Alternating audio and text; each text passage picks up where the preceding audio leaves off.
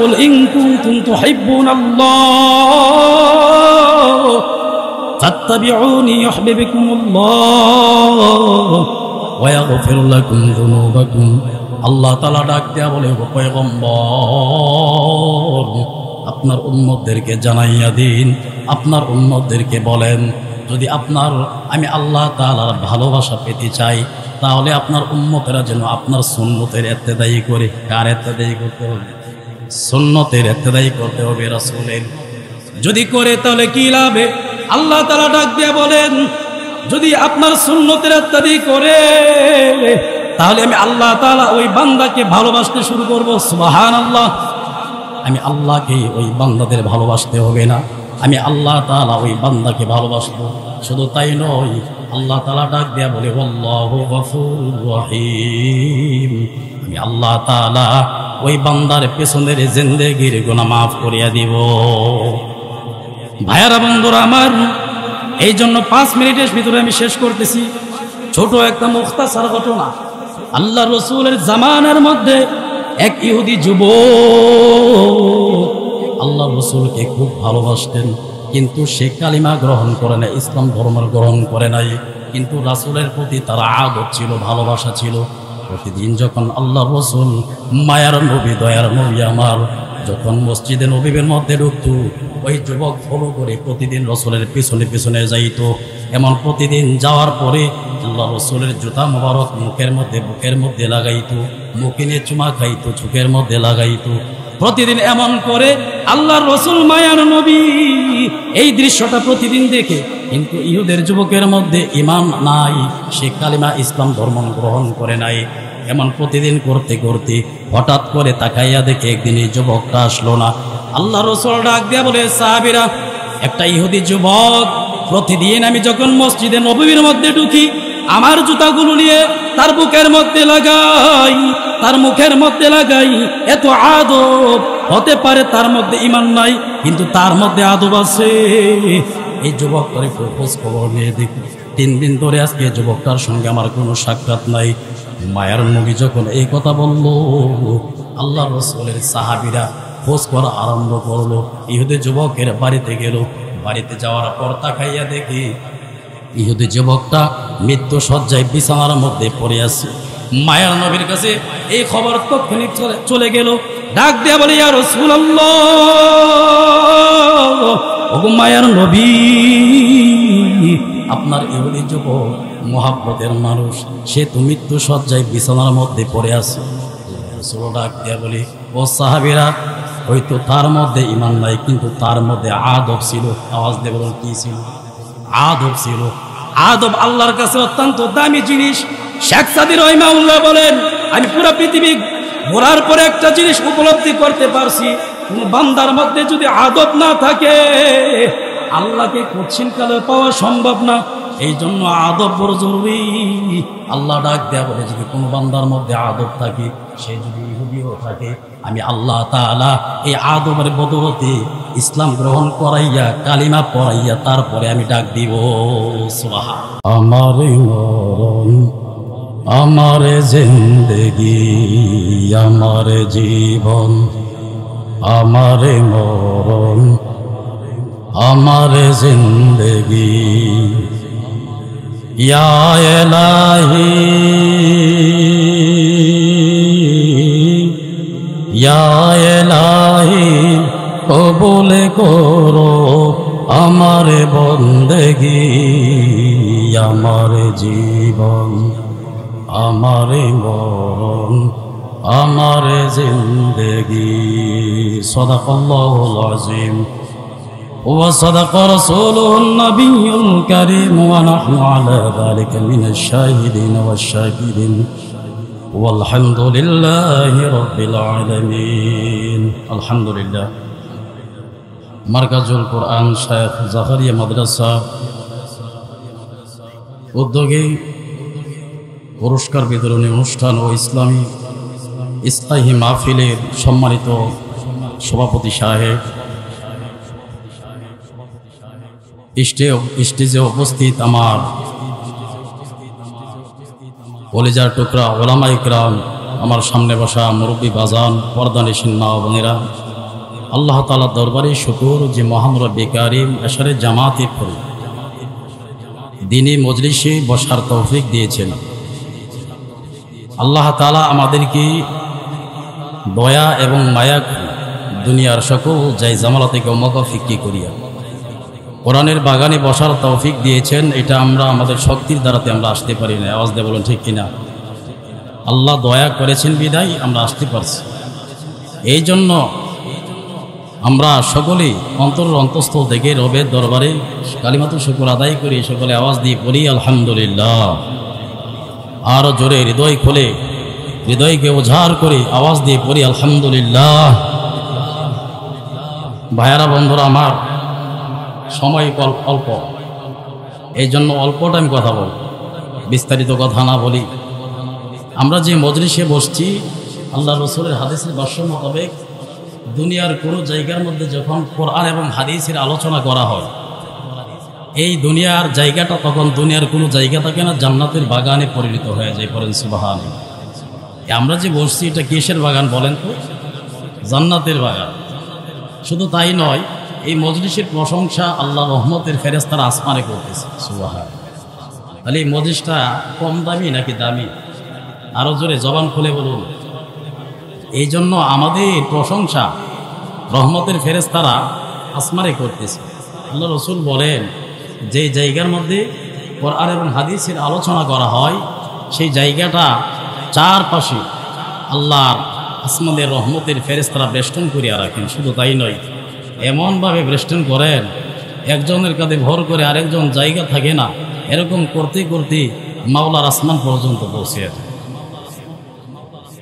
আল্লাহ ডাক দেয়া বলে, এই ফেরেশতারা এখানে তো ভিড় জমায় রাখছো কেন? কি হয়েছে আল্লাহ জানেনি?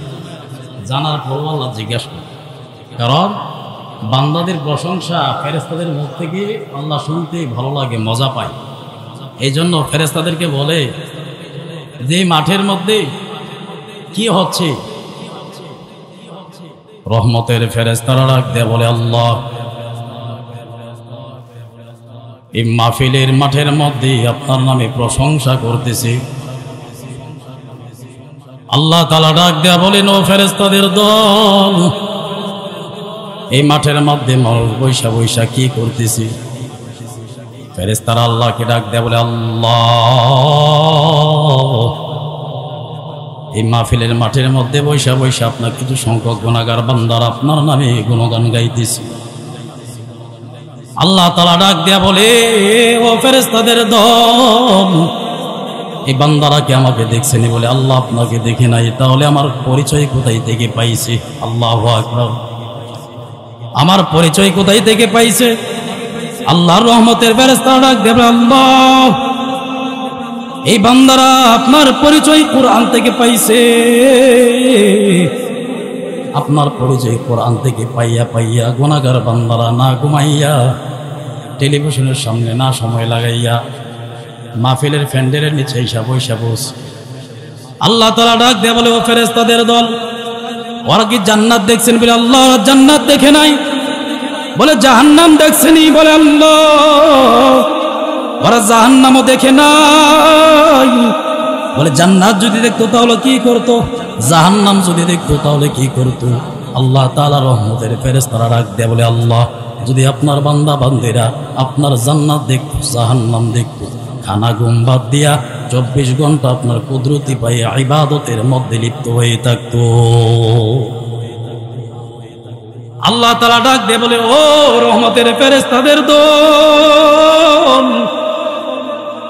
এই বান্দা বান্দিরা আমার জান্নাত দেখে নাই, তারপর আমার জন্য এত পাগল। জাহান্নাম দেখে নাই, তারপরও আমার জন্য এত পাগল হয়ে গেল। যদি জান্নাত দেখতো, জাহান্নাম দেখতো, তাহলে কি করতো? আল্লাহ তাআলা রহমতের ফেরেশতারা ডাক দেয়া বলে, আল্লাহ যদি জান্নাত জাহান্নাম আপনার বান্দা বান্দিরা দেখতো, তাহলে স্ত্রীর মহাব্বত বাদ দিয়া দিত, সন্তানের মহাব্বত বাদ দিয়া দিত, বিবি বাচ্চার মহাব্বত বাদ দিয়া দিত, তারা ব্যবসা বাণিজ্যর মহাব্বত বাদ দিয়া দিত, সকল কাজ কাম রাখিয়া 24 ঘন্টা আপনার ইবাদতের মধ্যে লিপ্ত হয়ে যাইতো। আওয়াজ দিয়ে বলেন সুবহানাল্লাহ। আল্লাহ ডাক দিয়া বলে, ও ফেরেশতাদের দল, এই গুনাহগার বান্দা বান্দিরা আমার জান্নাত দেখে নাই, জাহান্নাম দেখে নাই, এরপরও আমার জন্য তো পাগল হয়ে গেল। ও ফেরেশতাদের দল, তোমরা সবাই সাক্ষী থাকো, এই মজলিসের মধ্যে যে সকল বান্দারা আমি আল্লাহর গুণগান গাইতেছি, যেই সকল বান্দারা আমার আল্লাহ তাআলার গুণগান শুনতেছি, যেই সকল বান্দা বান্দিরা পর্দার আড়াল থেকে আমি আল্লাহর গুণগান গাইতেছি, আমি আল্লাহ তাআলার গুণগান শুনতেছে, তোমরা সবাই সাক্ষী থাকো, এই আখিরি মোনাজাত করে যদি তারা যাইতে পারে, আমি আল্লাহ তাআলা তাদের পেছনের জিন্দেগির সগীরা গুনাহগুলো আল্লাহ মাফ করিয়া দিব। এই জন্য ভাইয়ারা আমার, মজলিস বলো দামি মজলিস, সর্বহালতে আমরা কার প্রশংসা করবো? আওয়াজ দিয়ে বলুন, জবান খুলে আরো জোরে বলুন কার, আরো জোরে বলুন কার? একমাত্র আল্লাহ তাআলার প্রশংসা করব।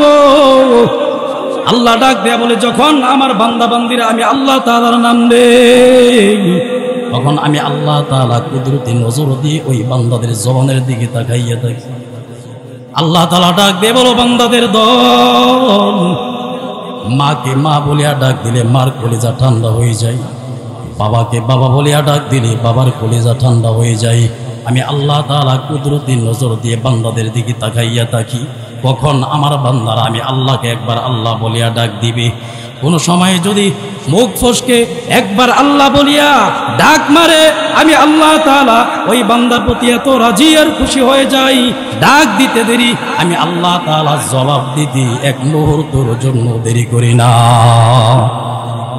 এই জন্য ভাইয়েরা বন্ধুরা আমার, আমি আপনাদের সামনে একটা আয়াত তিলাওয়াত করেছিলাম, কুল ইন কুনতুম তুহিব্বুনাল্লাহ ফাত্তাবিউনি ইউহিব্বুকুমুল্লাহ ওয়া ইয়াগফির লাকুম যুনুবাকুম।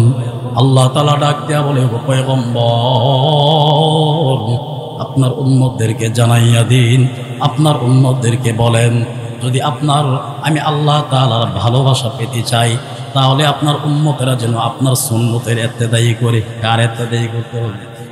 সুন্নতের ইত্তেদাই করতে হবে, রাসূলের। যদি করে তাহলে কি লাভে? আল্লাহ তাআলা ডাক দিয়ে বলেন, যদি আপনার সুন্নতের ইত্তেদাই করে, তাহলে আমি আল্লাহ তাআলা ওই বান্দাকে ভালোবাসতে শুরু করব। সুবহানাল্লাহ। আমি আল্লাহকে ওই বান্দাদের ভালোবাসতে হবে না, আমি আল্লাহ তাআলা ওই বান্দাকে ভালোবাসবো। শুধু তাই নয়, আল্লাহ তাআলা ডাক দেয়া বলে, আল্লাহু গফুরুর রহিম, আমি আল্লাহ তাআলা ওই বান্দার পেছনের জিন্দেগির গুনাহ মাফ করিয়া দিব। ভাইয়ারা বন্ধুরা আমার, এই জন্য 5 মিনিটের ভিতরে আমি শেষ করতেছি। ছোট একটা মুখতাসার ঘটনা। আল্লাহ রসুলের জামানার মধ্যে এক ইহুদি যুবক আল্লাহ রসুলকে খুব ভালোবাসতেন, কিন্তু সে কালিমা গ্রহণ করে না, ইসলাম ধর্ম গ্রহণ করে নাই, কিন্তু রাসূলের প্রতি তার আদর ছিল, ভালোবাসা ছিল। প্রতিদিন যখন আল্লাহ রসুল, মায়ার নবী, দয়ার নবী আমার, যখন মসজিদে নবীর মধ্যে ঢুকত, ওই যুবক ফলো করে প্রতিদিন রসুলের পিছনে পিছনে যাইত। এমন প্রতিদিন যাওয়ার পরে আল্লাহ রসুলের জুতা মোবারক মুখের মধ্যে, বুকের মধ্যে লাগাইত, মুখে নিয়ে চুমা খাইত, চোখের মধ্যে লাগাইত। প্রতিদিন এমন করে আল্লাহর রসুল, মায়ার নবী এই দৃশ্যটা প্রতিদিন দেখে, কিন্তু ইহুদের যুবকের মধ্যে ঈমান নাই, সে কালিমা ইসলাম ধর্ম গ্রহণ করে নাই। এমন প্রতিদিন করতে করতে হঠাৎ করে তাকাইয়া দেখে একদিন এই যুবকটা আসলো না। আল্লাহ রসুল ডাক দিয়া বলে, সাহাবীরা, একটা ইহুদি যুবক প্রতিদিন আমি যখন মসজিদে নববীর মধ্যে ঢুকি, আমার জুতাগুলো নিয়ে তার বুকের মধ্যে লাগাই, তার মুখের মধ্যে লাগাই। এত আদব, হতে পারে তার মধ্যে ঈমান নাই, কিন্তু তার মধ্যে আদব আছে। এই যুবক করে খোঁজ খবর নিয়ে দেখি, 3 দিন ধরে আজকে যুবকটার সঙ্গে আমার কোনো সাক্ষাৎ নাই। মায়ার নবী যখন এই কথা বলল, আল্লাহ রসুলের সাহাবীরা খোঁজ করা আরম্ভ করলো। ইহুদি যুবকের বাড়িতে গেল। বাড়িতে যাওয়ার পর তাকাইয়া দেখি ইহুদি যুবকটা মৃত্যু শয্যায় বিছানার মধ্যে পড়ে আছে। মায়ার নবীর কাছে এই খবর তৎক্ষণিক চলে গেল। ডাক দেয়া বলে, ইয়া রাসূলুল্লাহ, ওগো মায়ার নবী, আপনার ইহুদি যুবক মোহাব্বতের মানুষ, সে তো মৃত্যু সজ্জায় বিছানার মধ্যে পড়ে আছে। রাসূল ডাক দিয়া বলি, ও সাহাবীরা, হয়তো তার মধ্যে ঈমান নাই, কিন্তু তার মধ্যে আদব ছিল। আওয়াজ দিয়ে বলুন, কি ছিল? আদব ছিল। আদব আল্লাহর কাছে অত্যন্ত দামি জিনিস। শেখ সাদী রাহিমাহুল্লাহ বলেন, আমি পুরো পৃথিবী ঘোরার পরে একটা জিনিস উপলব্ধি করতে পারছি, কোন বান্দার মধ্যে যদি আদব না থাকে আল্লাহকে কঠিন কালে পাওয়া সম্ভব না। এই জন্য আদব বড় জরুরি। আল্লাহ ডাক দেয়া বলে, যদি কোনো বান্দার মধ্যে আদব থাকে, সে যদি ইহুদিও থাকে, আমি আল্লাহ তাআলা এই আদবের বদৌলতে ইসলাম গ্রহণ করাইয়া কালিমা পড়াইয়া তারপরে আমি ডাক দিব সুবহানাল্লাহ। এই জন্য ভাইয়েরা বন্ধুরা আমার, মায়ার নবী যখন ইহুদি যুবকের বাড়িতে গেল, তাকাইয়া দেখে ইহুদি যুবক মৃত্যু সজ্জায় পড়ে আছেন। রসুলের নুরানি চেহারা মুবারক দেখে ইহুদি যুবক হাসি মারছে।